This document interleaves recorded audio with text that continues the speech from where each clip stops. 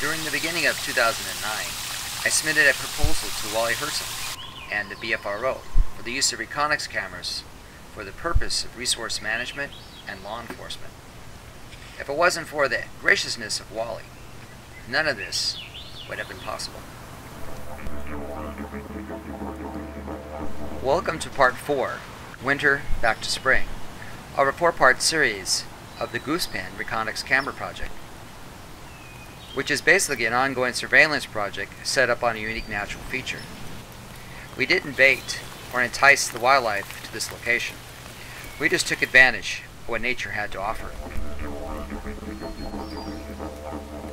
What makes this a good location for the project is the fact that the park unit consists of 53,000 acres of California's north coast forests and prairies. This includes 18,000 acres of full-growth coastal redwoods and Douglas fir forests, surrounded mostly by adjacent private timberlands. Humboldt Redwoods is the largest remaining contiguous old-growth coastal redwood forests in the world.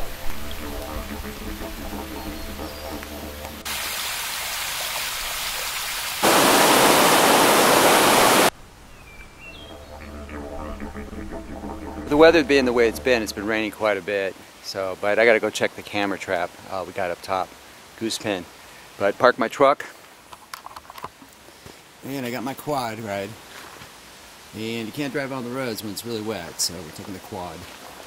So we got a chainsaw, bringing the way, helmet, brain buckets are very important. Camera thing, you don't go anywhere without it. Let's pack some stuff in it, batteries will need a ladder to access it. And head out through the gate. So, shouldn't be bad at all. Looks like it's going to rain just yet. It rained already. It's starting to clear up, so I hope that'll be a good sign for that. But we'll hit the road.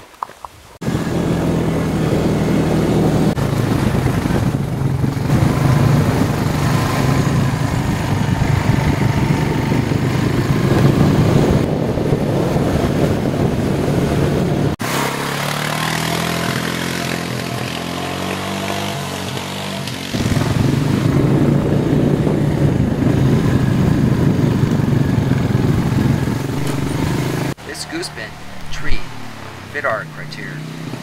Within the wilderness designation, adjacent to the well-used game trail, near a source of water, off of the beach. We made it up to the film site, and if we could find the camera is still here. A unique feature that would set it aside from others.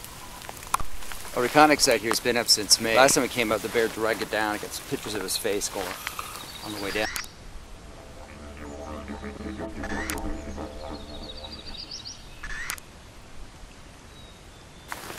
Still it back up. No, nothing messed with there. Looks good. Use the ladder this time. We'll leave a ladder here versus carrying one in. That's going to take care of it, make things a lot nicer, easy to do. Still pretty good. Still pathway going through here. That tree is full of water. Figure about 22 inches of water in that thing. It's quite a bit. Just two trees together. And we got ourselves a nice little goosepin. Fire, compliments of the fire. But yeah, that thing gets pretty deep in there. We're maxed out here. Spilling out the inside edge. There's a lot of water in there. It's a night shot. It's still pretty dark in there despite the night shot. Compared with the dry conditions right now, of late September, leaves.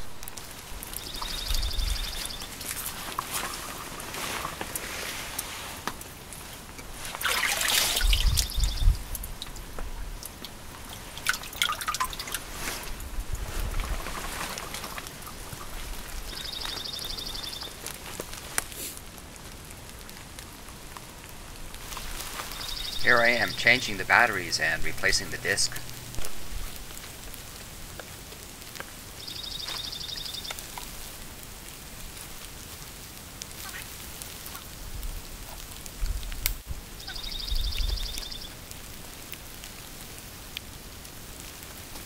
Alright, check it in about 3 weeks.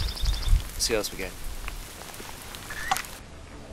The rest of the program will be what was captured on the Reconyx camera.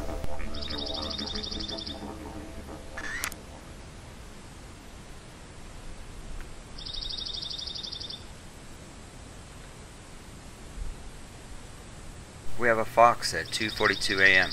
It's 45 degrees. See the eye shine from the infrared beam? Black bear, 6:08 p.m. Just about full moon.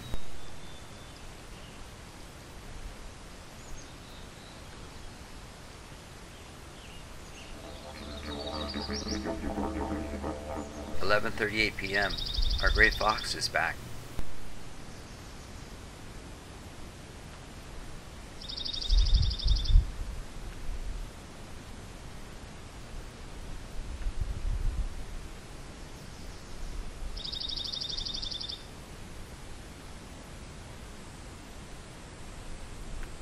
Here's a 5'8" person for scale.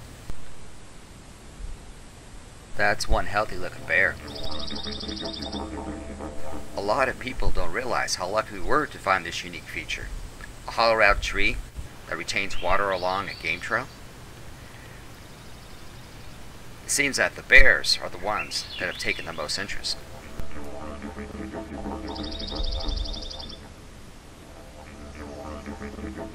It's January 28th, it's 3:12 p.m. This is the last shot of a bear we caught on film. The next bear did show up again for 37 days. During this study period, we had 5 animals pass by the camera. We had deer, fox, bear, squirrel, and wood rat.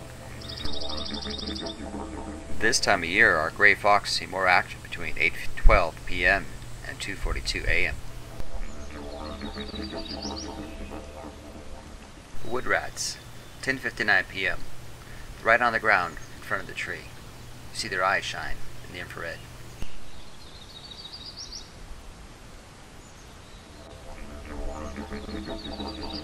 March 7th, 2:54 p.m.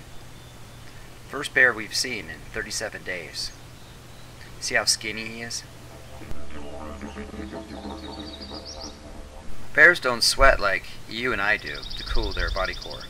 That's why they take advantage of their favorite wallowing locations like ponds, streams, and mud holes like this one. Up until 3:12 p.m. on January 28th, the bear visitation had been very consistent. We didn't see or capture another bear on camera until 2:54 p.m. on March 17th, and that was a skinny one at that. That's 37 days. Up until February, we had been seeing them pretty consistently, anywhere from 8 to 12 days between visits. It seems they take February off for little R&R. Here we are, March 7th. This bear is leaving his scent all over this tree, telling every other bear that follows, I'm here. By the way, this is the same bear that has put his face in our camera.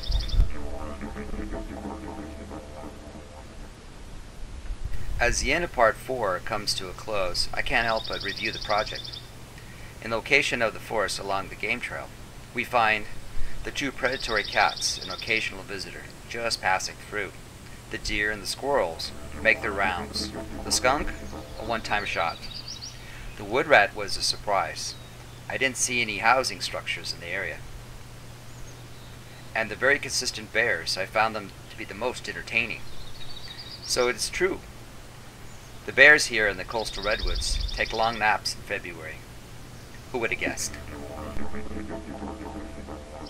Now that we have a better understanding what the bears are up to, let's just sit and watch and see what he does.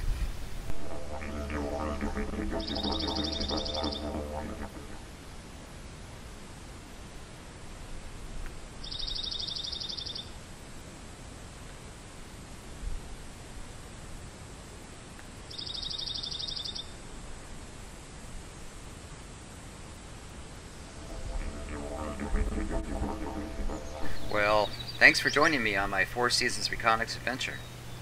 I've got other locations picked out, so there's more to come. Thanks, Wally, for making it possible.